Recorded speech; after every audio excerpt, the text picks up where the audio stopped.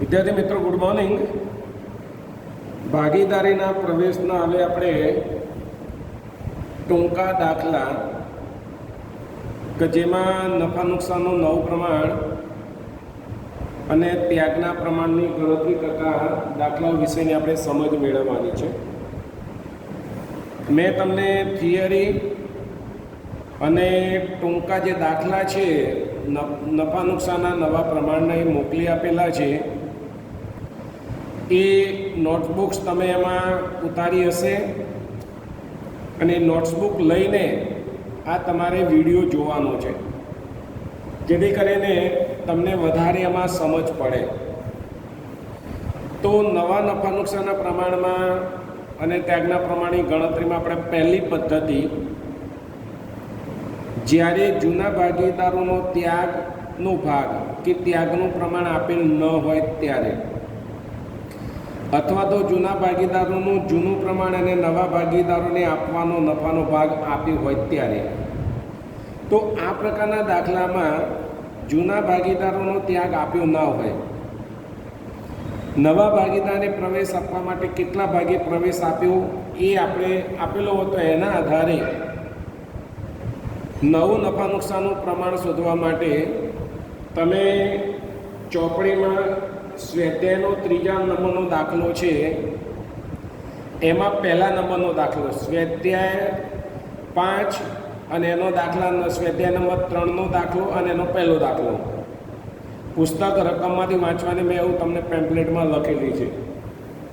તો જો અહીંયા રકમ એવું કહે છે કે એ અને બી 3:2ના પ્રમાણમાં નફો નુકસાન વહેંચતા ભાગીદારો છે. તેઓ સીને નફામાં 1/4 ભાગ આપવાની શરતે દાખલ કર્યો. તો અહીંયા જૂના ભાગીદારોનો ભાગ આપ્યો છે અને નવા ભાગીદારને નફામાં કેટલો ભાગ આપવાનો એટલું જ આપેલું છે. તો આ સંજોગોમાં આપણે શું કરશું કે નવું નફા નુકસાનનું પ્રમાણ શોધવા માટે તમારે પેઢીના નફાનો ભાગ 1 ધારી લેવાનો. એટલે કે ધારો કે નફાનો ભાગ 1 હોય અને એમાંથી સીને આપણે 1/4 ભાગ આપીએ છીએ, તો બાકીનો ભાગ કેટલો? તો બાકીનો ભાગ શોધવા માટે કુલ ભાગ માઇનસ નવા ભાગીદારનો ભાગ, એટલે 1 - 1/4. એટલે અહીંયા સામે 4 લઈ જવા હોય તો 4 વડે ગુણવું હોય એટલે 4 - 1/4 એટલે બરાબર 3/4 રહે. 1/7 આપ્યું હોય તો 6/7 રહે.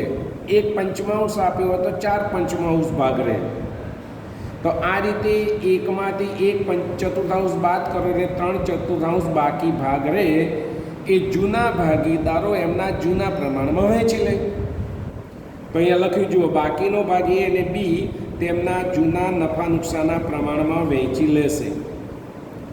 તો અહીંયા ભાગીદારોના નફાનો નવો ભાગ બરાબર બાકીનો ભાગ ગુણ્યા નફાનું જૂનું પ્રમાણ. એટલે અહીંયા બાકીનો ભાગ 3/4 છે, તો એનો નવો ભાગ 3/4 ગુણ્યા 3/5, એટલે એનો જે ભાગ છે 3/2, એટલે એમાં 3/5 આવે. તો 3×9 નવો ભાગ થાય. એ જ રીતે બીનો નવો ભાગ 3/4 બાકીનો ભાગ ગુણ્યા એનું જૂનું પ્રમાણ 2/5, એટલે એનો 6/20 થાય. હવે સીનો ભાગ આપણે શોધવો હોય તો સીને આપણે 1/4 ભાગે દાખલ કર્યો છે. અહીંયા એ અને બીમાં છેદમાં 20 છે, તો એને 20 લાવવા માટે આપણે ઉપર નીચે 5 વડે ગુણવા પડે, એટલે બરાબર 5/20. તો આ રીતે નવું પ્રમાણ એ, બી અને સીનું 9/6/5 થાય. અને ત્યાગ શોધવું હોય તો અહીંયા જુઓ, નવું પ્રમાણ આપણને મળી ગયું છે અને જૂનું પ્રમાણ આપણને દાખલામાં આપેલું છે. ત્યાગનું પ્રમાણ શોધવા માટે અગાઉ આપણે શીખી ગયા છીએ કે નફા નુકસાનનું જૂનું પ્રમાણ માઇનસ નફા નુકસાનનું નવું પ્રમાણ, એટલે એનો ત્યાગ. તો જૂનું પ્રમાણ 3/5 આપણે અહીંયા ઉપર લખેલું છે અને માઇનસ નવું પ્રમાણ 9/20, એટલે 9 × 6 = 15 ને 5 = 20. તો આ રીતે અહીંયા છેદમાં 20 છે તો આગળના પદમાં 20 લાવવા માટે ઉપર નીચે 4 વડે ગુણવા પડે. એટલે 4 તરી 12 અને અહીંયા 20 છે એટલે અહીંયા 1 વડે ગુણવાનું. એટલે 12 - 9 બરાબર 3/20 એનો ત્યાગ થાય. એ જ રીતે બીનો ત્યાગ, આ પદ્ધતિ આપણે શીખી ગયા છે એટલે આમાં કંઈ વિશેષ આપણે જોવાનું નથી. જૂનું ભાગ 2/5 માઇનસ 9/6 બરાબર જાદુ 8 - 6 ભાગ્યા 20 એટલે 2/20 ત્યાગ. તો અહીંયા એ અને બીનો ત્યાગ 3/2 થશે. એટલે અહીંયા વિદ્યાર્થી મિત્રો ખાસ ધ્યાનમાં રાખો કે જ્યારે જૂના ભાગીદારને અમુક ભાગે દાખલ કર્યો હોય, નવા ભાગીદારને નફામાં અમુક ભાગે દાખલ કર્યો હોય અને જૂના ભાગીદારોનું પ્રમાણ આપેલું હોય, તો તે સંજોગોમાં ભાગીદારોનું જૂનું પ્રમાણ એ જ એમનું ત્યાગનું પ્રમાણ થાય. અહીં એમનું જૂનું પ્રમાણ 3/2 છે અને ત્યાગનું પ્રમાણ પણ 3/2 આવ્યું. તો આ રીતે આપણે નફા નુકસાનનું નવું પ્રમાણ અને જૂના ભાગીદારોનો ત્યાગ આપણે શોધી શકીએ. હવે વિદ્યાર્થી મિત્રો બીજી પદ્ધતિ છે કે જેમાં જ્યારે જૂના ભાગીદારોનું જૂનું પ્રમાણ અને નવા ભાગીદારોનો ભાગ અને જૂના ભાગીદારોનું નવું પ્રમાણ આપ્યું હોય ત્યારે, તો અહીંયા અગાઉ જે આપણે દાખલો ગણ્યો તે જ પ્રમાણે ચોપડીનો સ્વાધ્યાય 3નો દાખલા નંબર 3 જુઓ. બીજો દાખલો ઉપરના જેવો છે તે તમારે ગણવાનો. ત્રીજો દાખલો છે, હું રકમ વાંચું છું. એ અને બી એક પેઢીના ભાગીદારો છે. તેઓ સીને 1/6 ભાગ આપવાની શરતે પેઢીમાં પ્રવેશ આપે છે. પેઢીમાં નવા ભાગીદારોને દાખલ કર્યો. સીએ એ અને બીનું સીના પ્રવેશ બાદ એ અને બીનું નવું નફા નુકસાનનું પ્રમાણ 2/3 છે. તો અહીંયા જૂના ભાગીદારોનું જૂનું પ્રમાણ આપ્યું છે, નવા ભાગીદારને કેટલા ભાગે પ્રવેશ આપ્યો તે આપ્યું છે અને જૂના ભાગીદારોનું નવું પ્રમાણ પણ આપેલું છે. તો અગાઉને જે દાખલો ગણ્યો તે જ પ્રમાણે પહેલાં આપણે પેઢીનો નફો એક ધારી લેવાનો અને એમાંથી સીનો જે ભાગ છે એ માઇનસ કરી દેવાનો. અગાઉના દાખલામાં આપણે શીખ્યા તેમ. તો પેઢીનો ભાગ 1, એમાંથી નવા ભાગીદાર સીને આપણે 1/6 ભાગે દાખલ કર્યા, તો 5/6 બાકીનો ભાગ રહે. તો હવે આ જે બાકીનો જે ભાગ છે મિત્રો, અહીંયા મેં મોકલ્યો, એમાં જરાક સુધારો કરવાનો છે કે બાકીનો ભાગ જૂના ભાગીદારો એ અને બી તેમનો જે નવું નફા નુકસાનનું પ્રમાણ છે એ પ્રમાણમાં વહેંચી લેશે. નવું નફા નુકસાનનું પ્રમાણ કેટલું આપેલું છે આપણને આપ્યું છે. હું આ જે સુધારો કરું છું તમે તમારી નોટમાં સુધારો કરી લેજો. નવું નફા નુકસાનનું પ્રમાણ 2/3 છે. તો હવે અહીંયા એનો નવો ભાગ શોધવો હોય તો બાકીનો ભાગ ગુણ્યા નફાનું નવું પ્રમાણ. જો પહેલામાં નવું પ્રમાણ નહોતું એટલે જૂના પ્રમાણમાં નફો નુકસાન વહેંચતા હતા.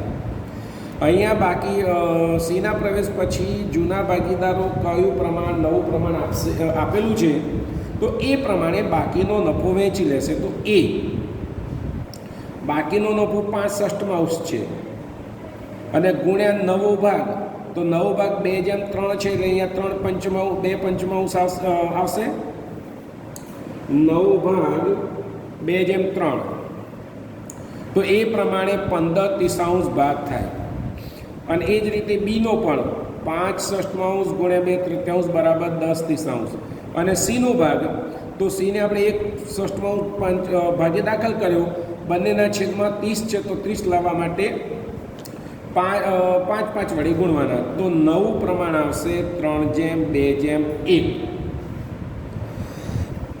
અને ત્યાગનું પ્રમાણ શોધવા માટે અગાઉ જે પ્રમાણે આપણે શોધ્યું તે જ પ્રમાણે જૂનું પ્રમાણ માઇનસ નવું પ્રમાણ એ આપણે શીખી ગયેલા છે, એટલે તમારે એ જોઈ લેવાનું રહેશે. તો આ થઈ બીજી પદ્ધતિ. બંને પદ્ધતિમાં પેઢીના નફાનો ભાગ એક ધારી લેવાનો અને એમાંથી નવા ભાગીદારનો ભાગ માઇનસ કરવાનો, બાકીનો ભાગ અહીંયા નવા પ્રમાણમાં વહેંચી લેવાનો. અગાઉના દાખલામાં જૂના પ્રમાણમાં આપણે વહેંચ્યું. હવે ત્રીજી પદ્ધતિ જોઈએ કે નવો ભાગીદાર પોતાના હિસ્સાનો ભાગ જૂના ભાગીદારો પાસેથી અમુક ભાગ મેળવે ત્યારે. તો અહીંયા દાખલામાં જ્યારે નવો ભાગીદાર પ્રવેશ મેળવે છે ત્યારે અમુક ભાગ એ પોતે જૂના ભાગીદારો પાસેથી મેળવે છે. તો એ સંજોગોમાં નવું નફા નુકસાનનું પ્રમાણ શોધવા માટે આપણે સ્વાધ્યાય 3નો દાખલા નંબર 4 જોઈએ. રકમ છે એ અને બી 2:1ના પ્રમાણમાં નફો નુકસાન વહેંચતા એક પેઢીના ભાગીદારો છે. તેઓ સીને નફામાં 1/5 ભાગથી નવા ભાગીદાર તરીકે દાખલ કર્યો. સી તેના ભાગ પૈકી 1/10 ભાગ એ પાસેથી અને 1/10 ભાગ બી પાસેથી મેળવશે. તો અહીંયા જૂનું પ્રમાણ એ અને બીનું 2:1 આપ્યું છે. સીને આપણે 1/5 ભાગે પ્રવેશ આપીએ છીએ. હવે સી જે 1/5 ભાગ એ પાસેથી 1/10 અને બી પાસેથી 1/10 ભાગ મેળવે છે. એટલે એનો મતલબ કે એનો ત્યાગ 1/10 થાય અને બીનો ત્યાગ પણ 1/10 થાય. તો પહેલાં બંનેનું નવું પ્રમાણ આપણે શોધવાનું. બંનેનો ત્યાગ અહીંયા આપી દીધેલો છે. તો એનો ત્યાગ શોધવામાં નવું પ્રમાણ શોધવા માટે જૂનું પ્રમાણ માઇનસ ત્યાગનું પ્રમાણ. અહીંયા ત્યાગ આપી દીધો છે એટલે સીધું આપણે અગાઉ જે શોધીએ છીએ તે પ્રમાણે જૂનું પ્રમાણ માઇનસ ત્યાગનું પ્રમાણ. તો નવો ભાગ બરાબર જૂનું પ્રમાણ 2/3 છે, 2/1 એટલે, અને માઇનસ એનો ત્યાગ 1/10. તો 2/3 માઇનસ 1/10 એટલે છેદમાં 30 કરવાના. 10 તારીખ 30. એટલે અહીંયા પહેલા પદમાં 30 લાવવા માટે ઉપર 10 વડે ગુણવા પડે. એટલે 10 × 20. અહીંયા 10 છે તો 30 લાવવા માટે 3 વડે ગુણવાના. તો 20 - 3/30 બરાબર 17/30 થાય. એ જ રીતે બીનો નવો ભાગ બરાબર 1/3 માઇનસ 1/10 છેદમાં 30 લાવવા માટે 10 - 3 બરાબર 7/30. અને સીનો નવો ભાગ બરાબર એને આપણે કેટલા ભાગે પ્રવેશ આપ્યો છે? 1/5. હવે બંનેના છેદમાં 30 છે તો સીના છેદમાં પણ 30 લાવવા માટે આપણે શું કરવું પડશે? 6 વડે ગુણવા પડશે. તો બરાબર એનું પ્રમાણ થશે 6/30. તો આ રીતે નવું પ્રમાણ 17/7/6 થાય. અને ત્યાગનું પ્રમાણ 1/10 અને 1/10 એટલે બંનેનું સરખું પ્રમાણ છે એટલે ત્યાગનું પ્રમાણ 1/1 થાય. તો આ રીતે જ્યારે જો નવા ભાગીદારોનો ત્યાગ આપી દીધો હોય તો તે સંજોગોમાં એમના જૂના પ્રમાણમાંથી ત્યાગ માઇનસ કરો એટલે નવું નફા નુકસાનનું પ્રમાણ મળે. ચોથી પદ્ધતિ છે જ્યારે જૂના ભાગીદારોનું ત્યાગનું પ્રમાણ આપેલ હોય ત્યારે. જૂના ભાગીદારોનું ત્યાગનું પ્રમાણ એના માટે આપણે સ્વાધ્યાય 3નો દાખલા નંબર 6 જોઈએ. તો છઠ્ઠા દાખલામાં જુઓ એ અને બી 3/2ના પ્રમાણમાં નફો નુકસાન વહેંચતા ભાગીદારો છે. તેઓ સીને 1/10 ભાગે દાખલ કરે છે. સી એ અને બી પાસેથી સરખા હિસ્સે નફો મેળવે છે. તો અહીંયા એ અને બીનું ત્યાગનું પ્રમાણ તમને 1/1 આપેલું છે. એટલે પહેલાં તમારે ત્યાગ શોધવો પડશે. પહેલામાં સીધો ત્યાગ આપી દીધો અગાઉના દાખલામાં. અહીંયા સીને જે સી પોતે જે 1 ભાગે પ્રવેશ મેળવે છે, તો 1 ભાગ એ અને બી પાસેથી સરખા પ્રમાણમાં મેળવે છે. તો બંનેનો પહેલાં ત્યાગ શોધવો પડશે. એટલે જૂના ભાગીદારોનો ત્યાગ બરાબર નવા ભાગીદારનો ભાગ ગુણ્યા ત્યાગનું પ્રમાણ. એટલે એનો ત્યાગ 1 એટલે સીનો જે ભાગ છે તે ગુણ્યા 1/2 સરખા પ્રમાણ માટે 1/2, એટલે એનો ત્યાગ 1/20 થાય. એ જ રીતે બીનો ત્યાગ પણ 1/20 થાય. હવે નવો ભાગ શોધવા માટે અગાઉના દાખલામાં આપણે શીખી ગયા તેમ જૂનો ભાગ માઇનસ આપેલ ત્યાગ. તો એનો નવો ભાગ જૂનું પ્રમાણે એમનું 3/2 છે, એટલે 3/5 માઇનસ 1/20 આપણે જે ત્યાગ શોધ્યો તે. તો એ પ્રમાણે શોધતા છેદમાં 20 લાવવા માટે ઉપર 4 વડે ગુણવા પડે, એટલે 4 × 12 માઇનસ 1/20 બરાબર 11/20. એ જ રીતે બીનો નવો ભાગ 2/5 માઇનસ 1/20 બરાબર 7/20. અહીંયા છેદમાં સીના છેદમાં 20 લાવવા છે, તો 1 છે, તો ગુણ્યા ઉપર નીચે 2 વડે ગુણવાના, એટલે એનો 2/20 થાય. તો નવું નફા નુકસાનનું પ્રમાણ 11/7/2 થાય. તો આ પદ્ધતિમાં ત્યાગનું પ્રમાણ આપ્યું છે. અગાઉનું આપણે જે ઉદાહરણ જોયું એમાં ભાગીદારો કેટલો ત્યાગ આપે એ આપી દીધેલું છે. અહીંયા ત્યાગનું પ્રમાણ આપ્યું છે કે આપણે પહેલાં ત્યાગ શોધવો પડે, અને ત્યારબાદ આપણે નવું પ્રમાણ શોધવા માટે જૂના ભાગમાંથી એને ત્યાગ માઇનસ કરવો પડે. પછી જોઈએ વિદ્યાર્થી મિત્રો 5મી પદ્ધતિ. તો જ્યારે જૂના ભાગીદારો તેમના પોતાના ભાગનો અમુક ભાગનો ત્યાગ કરે, અમુક ભાગ. તો અહીંયા સ્વાધ્યાય 3નો દાખલા નંબર 10 જોઈએ.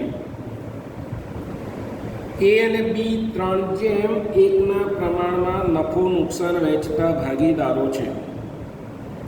સીને તેઓએ નવા ભાગીદાર તરીકે દાખલ કર્યો. એ તેના ભાગનો 1/3 ભાગ અને બી તેના ભાગનો 1/4 ભાગ સીની તરફેણમાં ત્યાગ કરે છે. તો અહીંયા એ અને બીનું જૂનું પ્રમાણ 3/1 આપ્યું છે. એ પોતાના નફામાંથી 1/3 ત્યાગ કરે છે અને બી પોતાના નફામાંથી 1/4 ત્યાગ કરે છે. તો અહીંયા આપણે ત્યાગ શોધવો પડશે. તો ત્યાગ શોધવા માટે એનું જે જૂનું પ્રમાણ છે માઇનસ ત્યાગનું પ્રમાણ, એનું જૂનું પ્રમાણ ગુણ્યા ત્યાગનું પ્રમાણ. તો અહીંયા 3/4 ગુણ્યા 1/3 બરાબર 3 ઉડાડી દો, એટલે 1/4 એનો ત્યાગ આવે.